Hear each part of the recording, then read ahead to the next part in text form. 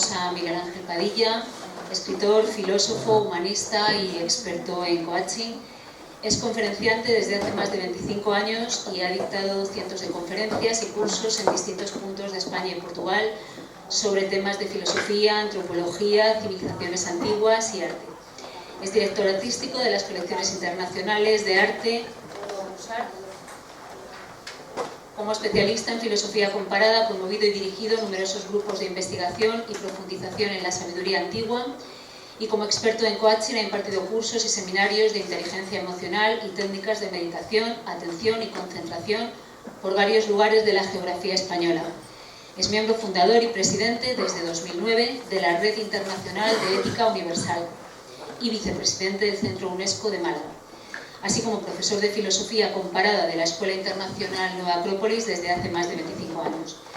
Entre sus publicaciones se destacan El arte y la belleza, que lo tenemos también ahí fuera, Ser feliz, así como la colección de selecciones de pensamiento de Cicerón, el orador filósofo, Pitágoras, la armonía interior, Séneca, la práctica de la filosofía, y numerosos artículos para diferentes revistas nacionales y americanas. Y tiene en edición el ensayo titulado La poesía como ejercicio espiritual. Miguel Ángel nos hablará de arte, belleza y creación.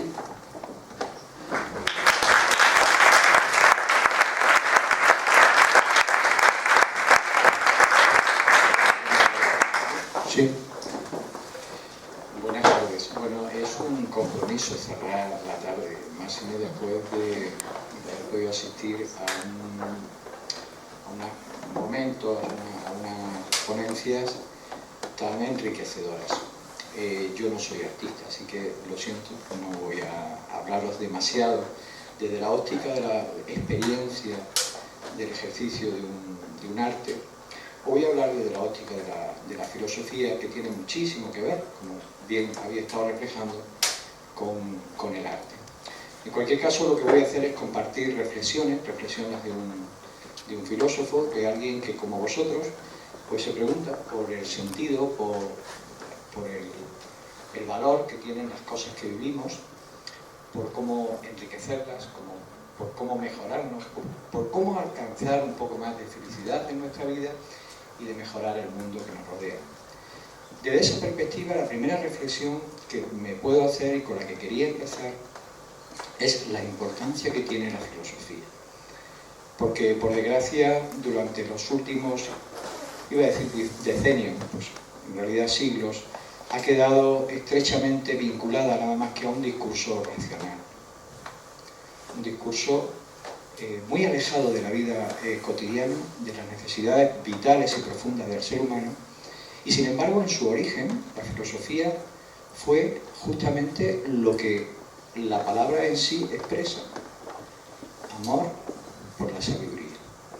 Y ese amor por la sabiduría era a la vez una visión amplia que contagiaba un amor por la justicia, un amor por la verdad, por el bien y por la belleza.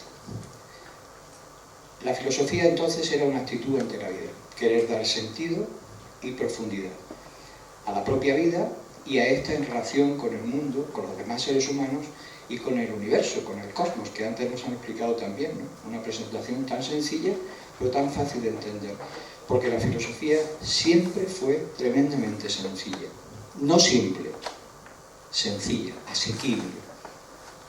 Pues bien, desde esa perspectiva filosófica que nos enfrenta a la realidad, al mundo que vivimos, hay una observación natural que creo que todos nos hemos hecho, y es que asistimos en un momento histórico a un despliegue enorme de medios.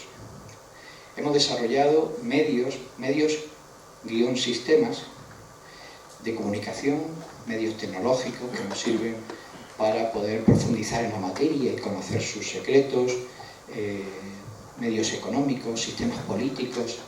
Tenemos infinidad de medios. Pero en esa fascinación por los medios que nos rodean y por pensar que los medios nos iban a resolver pues todos los problemas, hemos ido olvidando los fines. ¿Para qué nos servían esos medios? ¿Para qué sirve la comunicación?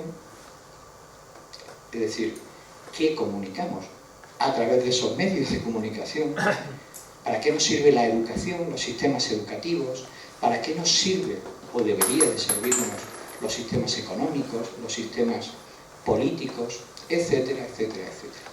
Y en este desconcierto de medios y fines, pues no podía quedar excluido el tema de hoy, el arte. Porque si algo realmente se ha quedado en esa neblina de la confusión ambigua donde todo puede ser esto o lo contrario, es el arte. Quizás por su propia naturaleza tan subjetiva, alejado de lo que podría ser un discurso racional, fácil de fijar, puesto que trabaja con elementos sensibles, emocionales, intuitivos, porque a mí me voy a centrar no solo en hablar del arte como algo que nos habla a la parte emocional, sino algo mucho más elevado, esa intuición del alma que reconoce factores profundos, luminosos, vinculados justamente a la belleza. Bien, de esa ambigüedad en la que el arte se ve sumergido hoy en día, vamos a ver que hay un montón de corrientes diferentes, bastantes corrientes distintas. Sería casi imposible enumerarlas, pero yo quiero resumir dos enfoques fundamentales que son los que se están produciendo hoy. Uno, el arte que se apoya, que valora fundamentalmente el aspecto formal, la creatividad, la capacidad de innovar, la capacidad de originalidad. Ahí nos vamos a encontrar con la búsqueda de ruptura con todo lo antiguo. Una búsqueda de ruptura con lo que hasta ahora se ha estado haciendo. Y no me negarán que forma parte de una de las características fundamentales de lo que hoy en día se está denominando arte, ¿no? Esa búsqueda de ruptura, donde se busca impactar, pero siempre a través de esa innovación. La palabra innovación forma parte casi es el credo en economía, el credo en educación, el credo por todos quieren innovar. Hay que cambiar, hay que cambiar, hay que cambiar, pero ¿cambiar hacia dónde? ¿Cambiar para qué? Probablemente haya que cambiar lo que no esté bien.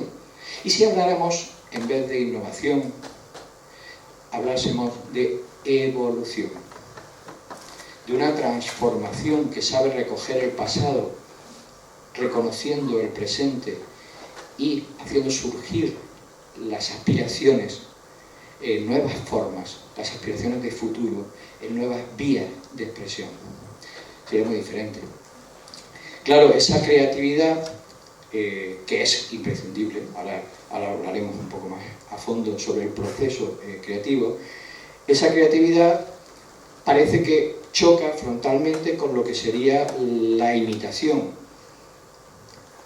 el copiar formas que nos resultan agradables, que nos gustan, formas que, bueno, reconocemos o nos han dicho, no siempre todo el mundo tiene la misma sensibilidad estética, que son bellas, que están bien, que son bonitas, o que son demandadas, son pedidas, son solicitadas, o copiar la naturaleza. ¿Hay algún mal en la imitación? Probablemente el problema sigue quedándose en el mismo ámbito. Seguimos hablando de formas, seguimos hablando del aspecto exterior.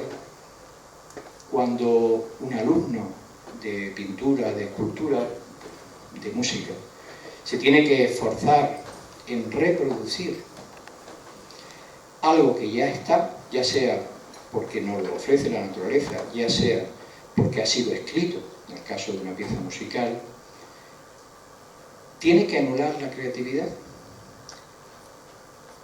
¿No hay ningún enriquecimiento a través de esa imitación-copia? Yo pienso que sí. Pienso que, desde luego, el acto creativo no se podría quedar únicamente en reproducir formas, pero sí que la copia, como proceso, no como fin, sino como proceso pedagógico, ayuda al individuo a establecer contacto con sus propias limitaciones, con su propia capacidad, y empieza a introducir, a través de esa disciplina, de esa constancia, de esos valores que habéis mencionado, empieza a introducir un valor que es esencial, que es el dominio de las formas. veremos que para la creatividad y para el arte en su conjunto, el aspecto final, que es lo que uno va a lograr presentar de forma sensible a los demás, ya sea porque se ve o ya sea porque se escucha, tiene que tener unas formas, pero esas formas nacen de haber introducido nuestra voluntad en la materia sensible, en las estructuras, que nos obedezcan y que no nos limiten. Mientras que cuando hacemos primar, y sobre todo en el proceso de educación, hacemos primar la supuesta espontaneidad o creatividad o originalidad, dejar salir, ¿qué va a suceder? Que va a estar limitada porque no ha habido un proceso que nos autodiscipline en base a imitar cosas buenas, imitar cosas bien hechas, difíciles. Por eso digo que la imitación en sí no es negativa, siempre que no se considere como un fin. Pero luego hay otro elemento. La imitación de la naturaleza también nos aporta el descubrimiento, si se hace esa imitación como una contemplación consciente, el descubrimiento de sus leyes, de cuáles son las formas que entran a formar parte de ese poder que tiene de suscitar emociones, de suscitar estados de conciencia. En la música lo vemos muy claro, las formas musicales, las notas, que en realidad estamos hablando de frecuencias, la relación entre las notas suscita con mucha facilidad, lo vemos muy fácil porque es un conductor de la conciencia. Pues exactamente igual, quizás no con la misma rapidez, visualización, inmediatez, va a suceder con el resto de formas, las formas arquitectónicas, las formas de hablar, porque no solo hay formas o arte en el ámbito que podemos entender como plástico. Nosotros somos la primera materia a modelar. Antes empecé hablando de la filosofía como una visión amplia y profunda, una visión completa, que en el mundo clásico relacionaba todos los aspectos de la vida. Pero la mayor relación que tiene con el arte es que el objeto o la finalidad de la filosofía es justamente dar nacimiento a la obra de arte más completa, profunda, que puede existir, que somos nosotros mismos. Es decir, hacer de la vida una obra de arte. Bien, como decía, hay un ámbito de las definiciones en las que nos podemos mover hoy en día, que es el ámbito de las formas, el aspecto creativo, el que valora las formas en sí, ya sea porque quieren romper con lo existente o porque quieren ser innovadores. Luego hay otro aspecto del arte que en muchas corrientes cobra más peso, que es el mensaje. No todas las obras de arte aspiran a tener un mensaje o quieren ser un mensaje, pero realmente el arte es una forma de comunicación. De hecho, si podemos distinguirlo de otras formas de comunicación es porque se caracteriza en que habla más a las emociones que al intelecto. El arte hace aparecer como visible o sensible lo que es invisible, es decir, lo que en su imaginación ve, siente, percibe el artista. Si tiene la capacidad de plasmar, está comunicando algo, y lo está comunicando a través de un lenguaje que no es racional, es más bien simbólico.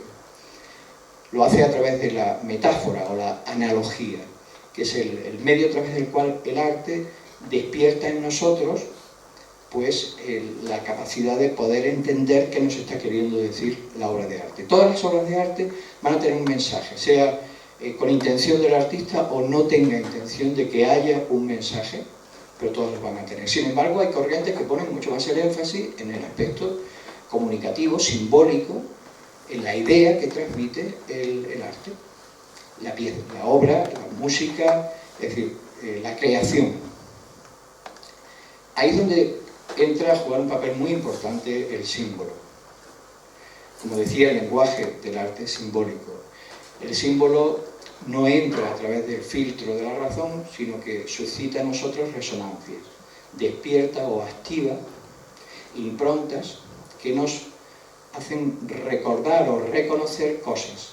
Un símbolo no se puede acotar. Esta mañana se hablaba de cómo es imposible poder hacer definiciones esenciales que redondeen absolutamente ningún concepto. Y es cierto.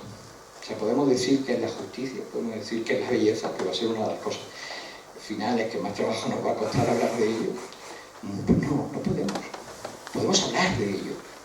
Pero encontrar una definición racional que responda a toda la realidad que significa el amor, no. ¿Por qué? Porque la realidad de las cosas, y especialmente de ciertos conceptos, va más allá de lo racional. Y es justamente ahí donde elementos como el arte nos puede sugerir, nos pueden despertar, nos pueden provocar intuiciones que trascienden lo racional. Eso no invalida lo racional. Lo racional es un apoyo, es un elemento importante, pero no nos sirve como la totalidad, únicamente él.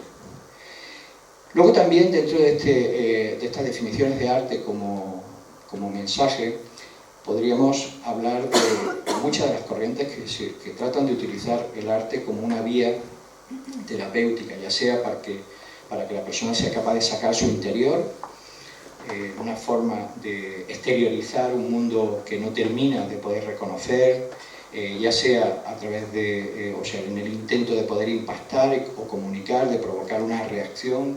Bueno, como decía, hay muchísimas corrientes distintas que giran en torno al valor que tiene el contenido, la idea de la obra y no tanto la forma. Pero la reflexión con la que yo quería centrar esta tarde en la intervención es: ¿dónde queda en estos dos aspectos, en la forma y en la idea, dónde queda la belleza? ¿Dónde está? ¿Tiene algún valor? ¿Hace falta? Y ese es uno de los grandes problemas con que nos vamos a encontrar hoy en día. Ha sido arrinconada. Ha sido arrinconada hasta el punto de que no nos damos cuenta de que cuando cualquier expresión artística carece, ya sea en la forma o en la idea, en el contenido, carece de belleza, nace muerta, nace sin vida, porque no está dotada de ese elemento que es la armonía, que es la unidad, que permite que en lugar de haber reunido un montón de trozos que tratamos de que expresen y que signifiquen algo, lo único que hemos hecho ha sido reunir trozos muertos. Falta el elemento que le da la vida. Esa belleza de la que tan difícil es hablar y de la que trataremos al final pues de comprender, de captar algo. ¿Tiene solución? Bueno, tiene solución a medias, pero es esencial. Es algo que no podemos rechazar, aunque tengamos mucha dificultad. Cuando hablamos del arte y nos vamos a su significado etimológico, el arte nos recuerda que simplemente en su origen nos hablaba del saber hacer. Ars, el ars latino, romano, la techné griego, vienen justamente a recordarnos la habilidad para hacer algo. De hecho, no se dan cuenta que la palabra arte se usa para muchas cosas. El que sabe hacer, pues no sé, tiene un oficio, aunque sea un oficio técnico, pues tiene el arte de hacerlo, sabe hacerlo. El que construye algo, el que plasma algo, realmente está construyendo, está plasmando, está ejecutando un arte. Pero lo que construye, lo que ejecuta, si carece de ese elemento luminoso que le va a dar la vida, que le va a dar la coherencia para que eso esté vivo, si no hay belleza, realmente eso no nos sirve, no nos toca, no nos llega. Es simplemente algo con lo que por lo general tropezamos. Y es curioso porque lo que no transmite vida, por lo general, no nos es indiferente, transmite enfermedad. Cuando algo realmente no está dotado de las leyes de armonía de la naturaleza, provoca en nosotros una reacción justamente de desorden, de descomposición. Es como si hubiese dos grandes fuerzas en la naturaleza. Una que busca la unidad y que está relacionada con la armonía, con la capacidad de vincular elementos como un conjunto, como una unidad. Y otra es lo que rompe la unidad, lo que la destruye, lo que la fragmenta. Uno es lo que provoca la vida y lo otro es lo que provoca la muerte. Necesarios ambos dos en el proceso de la vida en su conjunto, en el universo, sí, pero necesario también es reconocer a dónde nos conducen. Por lo tanto, la belleza es importante porque forma parte de lo que nos recompone, de lo que nos ordena por dentro. No solo a nivel psicológico, sino a nivel biológico. Hay experimentos que se han hecho en hospitales para ver qué efecto puede tener la decoración en la sensibilidad frente al dolor. Se medían en función de la cantidad de analgésicos dentro de la dolencia de cada uno, qué cantidad de analgésicos se estaba tomando para paliar su sufrimiento. Pues bien, se introduce todo esto pues, con control, pues, también con una prueba de testigo, para ver de testigo neutro, donde no se está haciendo nada, ver qué efectos puede producir. Se introducen decoraciones que representan aspectos de la naturaleza, bellos, estéticos, armónicos, ordenados, en unos ambientes. En otros se introducen lo que podría, iba a decir arte contemporáneo, realmente contemporáneo, es decir, actualmente hay de todo, cosas muy buenas y cosas muy malas. Digamos, arte que no tiene para nada en cuenta la armonía, es más, en muchos casos que busca justamente romper con ese concepto de armonía, ¿no? El concepto que nuestro propio sentido común y nuestro corazón nos dice que es lo bello. No necesariamente tiene por qué ser arte abstracto, ¿no? Bueno, imágenes feas, imágenes bellas, sencillamente. El resultado es que tuvieron que parar el experimento donde habían puesto cuadros y habían, digamos, ordenado y decorado la habitación con elementos desestructurantes, porque se disparaba la necesidad de analgésicos. Y en el caso de una decoración estética, se bajaba la necesidad de analgésicos para paliar el propio sufrimiento. Estamos hablando de algo orgánico. Luego trataremos de hablar no solo de la necesidad orgánica, biológica, sino la necesidad que tiene el alma de ese reencuentro con el impulso de unidad, ¿no? Bien, dentro de la creatividad, dentro de la creación del acto creativo, hay un elemento muy importante que es la imaginación. De hecho, si con algo se relaciona la imaginación, en su mayor medida es justamente con el arte, ¿no?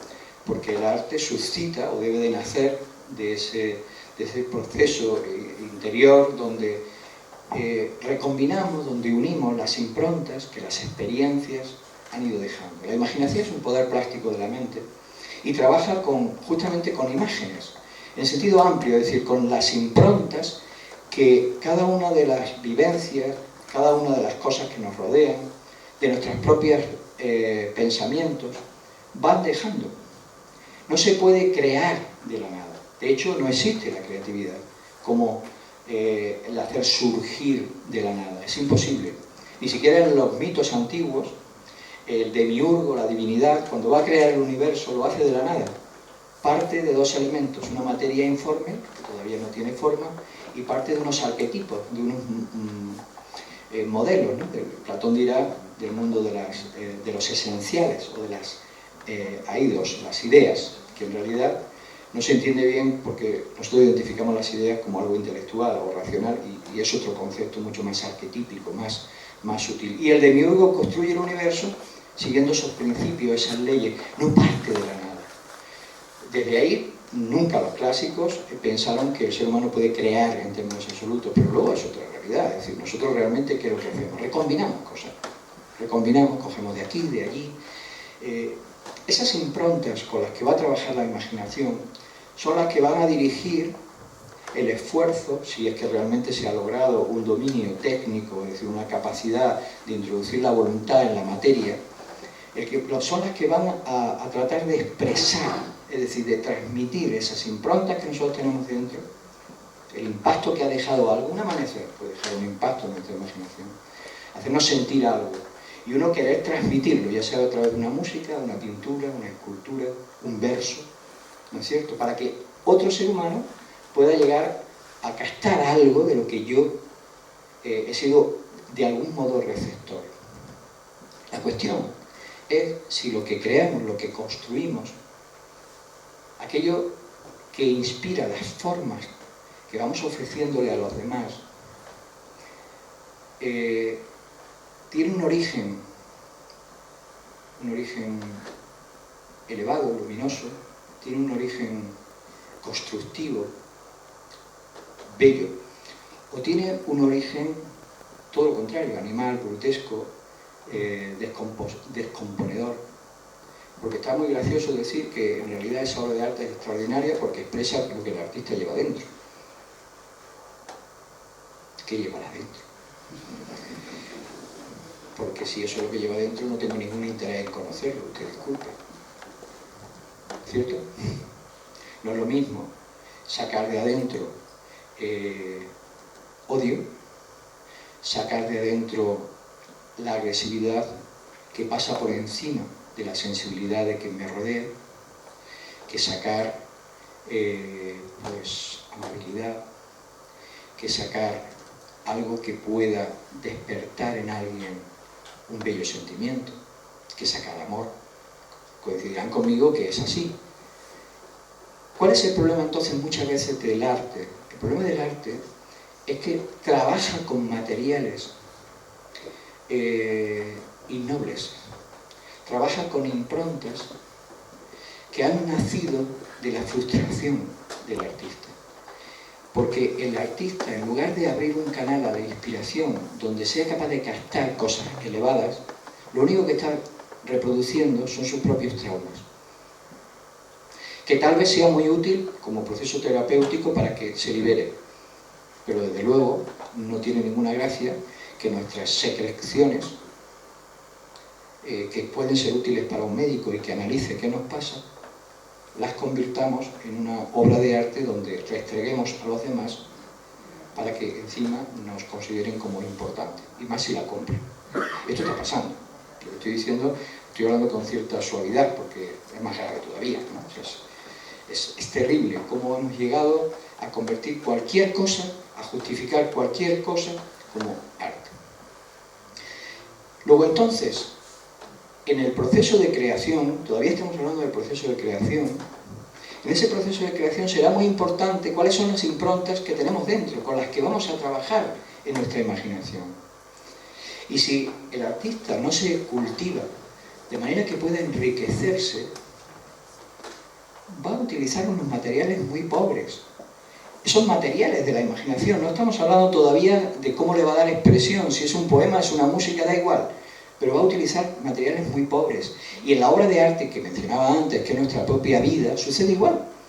Si nos alimentamos mal, si vamos dejando que las huellas que se posen en nuestra imaginación sean destructivas o cuando menos burdas, perdemos la ocasión de dejar paso a ese otro tipo de huellas que pueden venir de mundos más elevados, más sutiles, más altos, y que dejen improntas que podamos traducir en términos de bondad, en términos de justicia, en términos de verdad, en términos de belleza, que serían los arquetipos de los que hablaba Platón, que es de los que, digamos, puede inspirarse el ser humano cuando de alguna manera abre su ventana del alma hacia el mundo superior, en lugar de simplemente reflejar en un espejo su propio mundo inferior.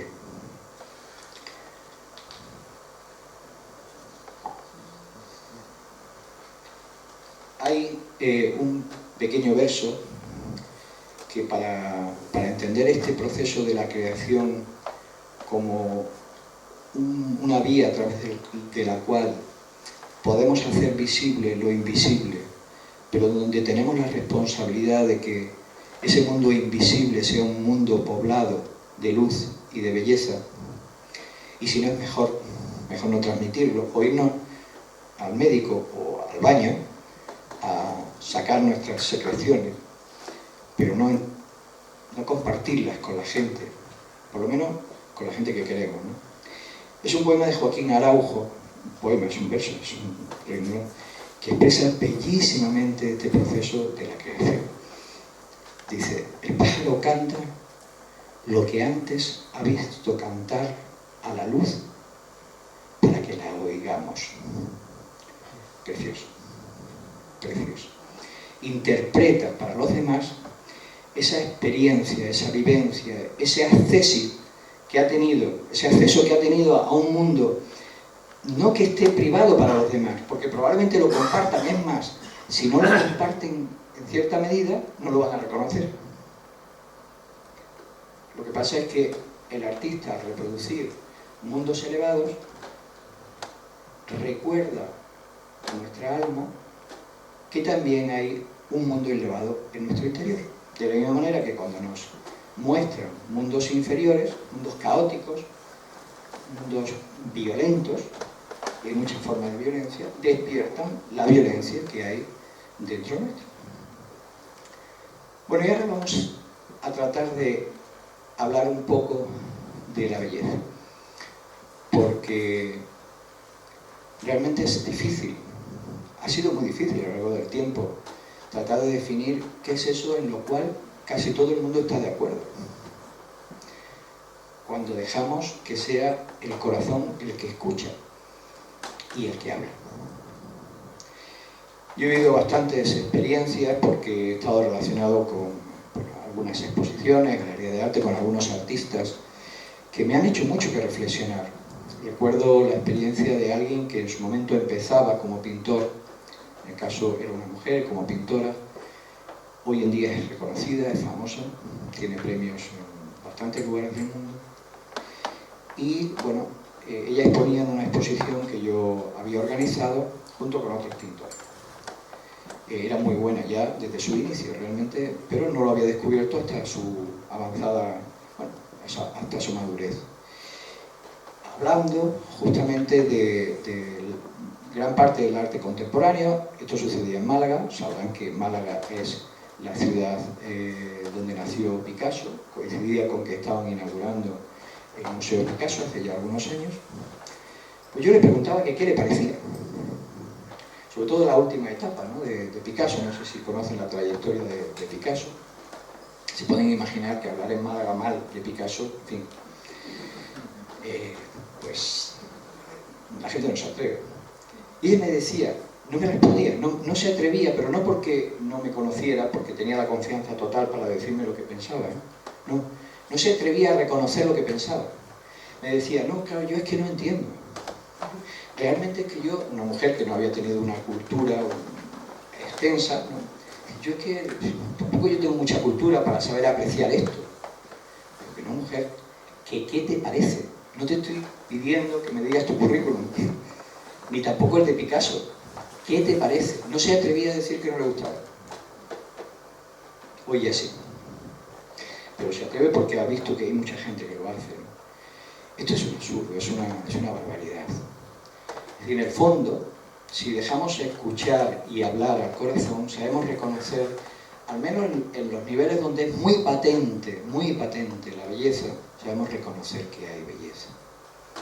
En cualquier caso, para hablar de ella, de esa unidad primordial de la que nos hablan los mitos, ¿no?, cuando surge el universo y la divinidad justamente se expresa a través de varios atributos, esos atributos de esa divinidad, de ese impulso que había dado nacimiento al gran concierto del universo, pues habían sido justamente lo bello, lo justo, lo bueno, lo verdadero. Y este mito nos lo narra Platón, porque no hay otra forma de poder hablar de estas cosas que realmente solo pueden ser reconocidas por el corazón. Y cuando digo el corazón no me refiero solo a los sentimientos, me refiero a la sede del alma, donde también hay una parte de la inteligencia como discernimiento, como esa capacidad de captar ideas elevadas.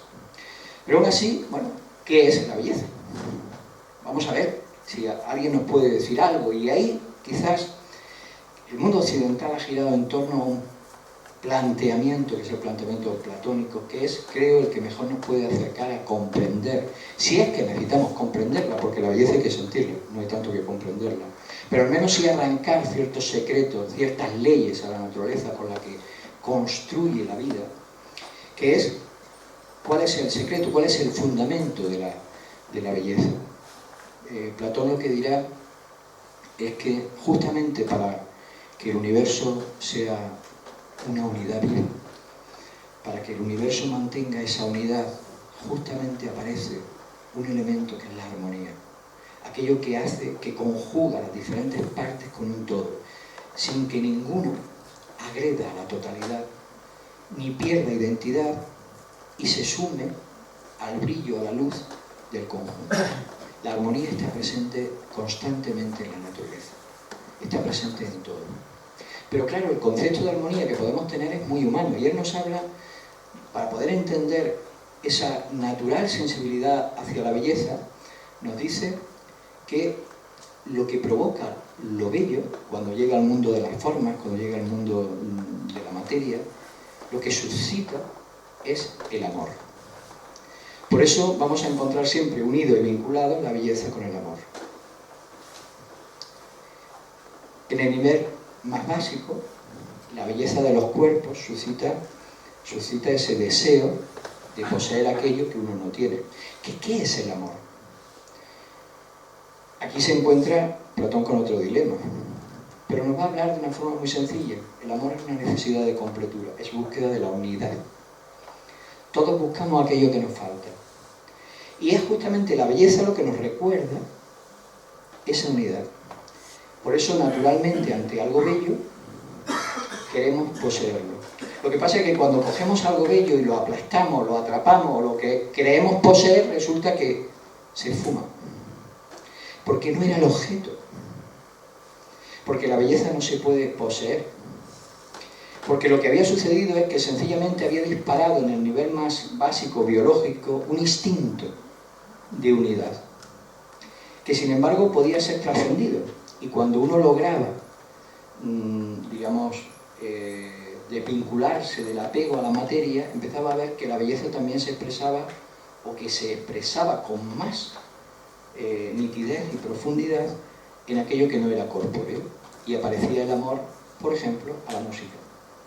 El amor a la música, el reconocimiento de la belleza en la música, ya no podemos decir que esté sujeta a las formas materiales, ya no es la flor la que es bella, la escultura la que es bella, el árbol el que es bello, sino que algo se expresa en el árbol, en la flor o en esta escultura que le hace ser bello.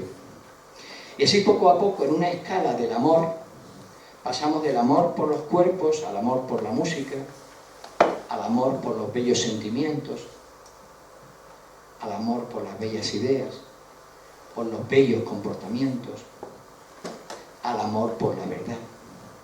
Es decir, que el amor en realidad es la necesidad natural que el ser humano tiene de belleza, que no es sino en el fondo búsqueda de unidad, búsqueda de eternidad. Por eso la diosa del amor y la belleza es la misma, es Afrodita, que a su vez es la diosa de la juventud, de la conciencia joven perpetua, de la inmortalidad. Porque cuando estamos contemplando una cosa que realmente nos impacta, una bella obra de arte, o estamos escuchando alguna música que nos toca el alma, ¿qué pasa con el tiempo? ¿A qué se para el tiempo? El tiempo se para. Y estamos acostumbrados a pensar que la eternidad es la suma de mucho tiempo, ¿no? El tiempo no se acaba, sumamos mucho tiempo, pues ya tenemos una eternidad. ¿Y si la eternidad fuera el no tiempo? ¿Y si la eternidad fuese estar fuera del tiempo? Bueno, a lo mejor ese impacto que produce la belleza en nosotros se parece a la eternidad, sea un ensayo de eternidad para el ser humano. Y otra relación que hacían también los clásicos con la belleza es la relación con lo bueno, que esta mañana salía, ¿no?, de la mano de Martin. Cuando además le preguntaban si podía haber filosofías antiestéticas y por eso eran destructivas, puesto que defendió justamente lo que estamos diciendo ahora, que la filosofía estética, o el amor a la belleza, que la belleza en sí, que el arte, que realmente expresa, bebe de las fuentes de la belleza, de las fuentes de la armonía, es constructivo. Y que lo contrario, lo antiestético, es destructivo. Y esa es la idea que se defendía en la Grecia clásica, que llevaba a no poder separar lo bueno y lo bello. Hay dos conceptos, kalos, que es lo bello, y ágatos, que es el bien, que se llegaron a unir en una sola palabra. Kalos kai ágatos. No lo habré pronunciado bien, por lo tanto, si alguien conoce y es experto en lenguas clásicas, pues luego que me corrija. Pero bueno, había un término que venía a decir bello bueno. Pero eso lo hemos incorporado casi en nuestra vida, porque cuando vemos un acto de bondad, decimos qué bonito. La bondad naturalmente despierta el sentimiento, el mismo sentimiento que despierta la belleza. Pero hemos llegado a descubrir algo también muy interesante, y es que en el cerebro, la región que se activa cuando estamos conmovidos por la contemplación de cosas bellas, es la misma que se activa cuando estamos actuando y concienciando aspectos éticos. Es decir, utilizan o se comparte la misma parte del cerebro para procesar tanto el bien como la belleza. Curioso, porque la siguiente pregunta sería, ¿y qué es el bien? ¿Qué es lo que nos hace buenos? Fijaros qué recorrido estamos haciendo. Por querer hablar de la belleza nos hemos complicado la vida. Nos hemos complicado la vida un montón, porque estamos hablando de lo bello, estamos hablando del amor, estamos hablando del bien. Nos falta ya poco de lo que hablar, porque realmente está todo relacionado. No hay una separación. ¿Y qué tienen en común lo bello, el bien? ¿Qué tienen en común el amor?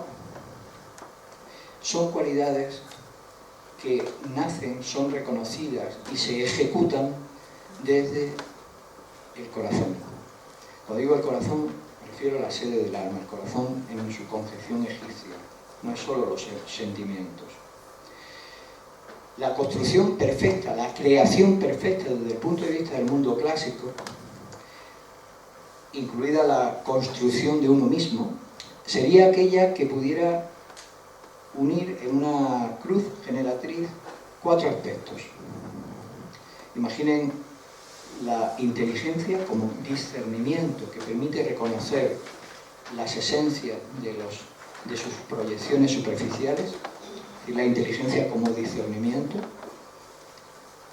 en un extremo de la cruz, y en el otro uno de sus efectos, que es el orden. La inteligencia permite ordenar, nos permite ordenarnos a nosotros mismos, comprenderlo y ubicar las realidades. Y en el otro brazo, imaginen el amor, es decir, la búsqueda del bien, de lo que nos hace bien, de lo que hace bien a quien amas, a quien quieres que de alguna manera forme parte de ti o tú formas parte de él, el amor y la belleza. Si cualquier creación humana, incluida lo que es la construcción de sí mismo, está inspirada por la inteligencia, la búsqueda de un orden, el amor y la belleza, será una obra completa. Ese concepto que no fragmenta sino unifica es muy, muy útil para cualquier experiencia que podamos abordar, no solo una experiencia artística, sino cualquier experiencia. Si estamos hablando entonces de que el arte nace para llevar la impronta de esa belleza con mensaje y capacidad creativa, nace desde el alma, nace desde una sensibilidad estética, pues sería interesante preguntarnos cómo podemos desarrollar o cultivar esa sensibilidad estética. Hace un momento nos decían cómo vamos perdiendo espectro, cómo vamos perdiendo matices de nuestra capacidad de responder y de percibir pues gran parte de lo que las maravillas de la vida y de la creatividad humana nos ofrece, porque nos vamos volviendo toscos, burdos, a base de alimentarnos siempre de lo mismo y además de poca calidad. ¿Cómo podemos alimentar nuestra sensibilidad estética? ¿De dónde nace esa sensibilidad estética? Pues volvemos otra vez a lo mismo. Si el ser humano reduce sus intereses, si el ser humano solo se queda superficialmente en las cosas que le rodean y es incapaz de entrar a fondo para enriquecerse con una cultura profunda, el interior de esa imaginación con la que vamos a ir enfocando nuestra vida es cada vez más pobre. Y lo que es más triste, las ventanas hacia arriba están cerradas y lo único que tenemos abiertas son las cloacas de abajo. Es imprescindible que volvamos a revalorizar el concepto de cultura para mejorar cualquier aspecto de la sociedad, para mejorar el enfoque de una vida personal, para mejorar la proyección y los resultados de un sistema económico, de un sistema educativo, de la política, de todo lo que queramos. Hace falta tener una mayor y profunda cultura, donde la cultura no consista en las fiestas locales. No sé con quién hacía la broma de que parece paradójico, pero ahora quizás menos, pero hace unos años el concejal de cultura de una ciudad era el que se dedicaba a los festejos. Pero que en eso se reducía la cultura. Esa cultura que nos permite reconocer la historia, alimentarnos del arte, alimentarnos de la ciencia. La cultura es el conjunto de elementos que nos enriquecen como personas, no solo en lo horizontal, es decir, en las muchas cosas que se nos ofrecen, sino en sus matices verticales, es decir, en la profundidad. Es lo que nos hace realmente libres, cuando la cultura está, digamos, dirigida desde una conciencia que es capaz de discernir. De ahí la importancia de la capacidad reflexiva, filosófica del ser humano. Pues bien, esa será la primera premisa. Para enriquecer nuestra sensibilidad estética tendremos que alimentarnos y crear un fondo de cultura profundo, que no significa leer muchos libros, ¿no? Significa, en vez de ver tantas horas la televisión, de vez en cuando irse a dar un paseo por un museo. Pero hacerlo, porque todo esto no tiene sentido la teoría, es decir, hacerlo. Significa levantarse temprano para ver un amanecer. Significa leer un poema. Significa ponerse a escribir uno. Significa esa formación universalista, humanista, que se ha ido perdiendo poco a poco. Eso por un lado. Pero por otro lado, si realmente quien reconoce la belleza, quien la puede crear, porque es capaz de servir de canal, es el corazón, es el alma, pues despertemos el alma. ¿Y cómo despierta el alma? El alma despierta cuando la visitan aquellos elementos que le son propios y naturales. Cuando el alma se ve envuelta nada más que en desprecio, en egoísmo, en sentido de la posesión, en protagonismo, en violencia, cuando se ve envuelta además en ciudades feas, desordenadas, en intereses por parte de todos los que nos rodean, cuando el alma carece de su contacto con una música enriquecedora y elevadora, cuando carece de contacto con conversaciones profundas, pues sencillamente sigue en su receptáculo del corazón sin sentirse llamada a actuar. Sin embargo, cuando el alma se rodea, entra en contacto, o nosotros buscamos que de alguna manera sea visitada nuestra alma por personas y experiencias y oportunidades de realizar el bien, de trabajar por la justicia, de poner en marcha actos de amor, naturalmente lo bueno, lo bello, lo justo, lo verdadero, que forman parte de los atributos del alma, que puedan estar en nosotros y están, se activan.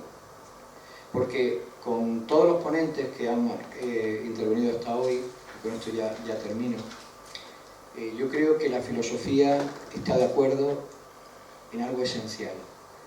Todos tenemos esa riqueza interior. Todos. Platón decía que tenemos una divinidad, somos dioses y lo hemos olvidado. Todos tenemos un artista, un alma capaz de reconocer y de expresar lo más profundo, lo más bello que el universo puede aportarnos. Todos.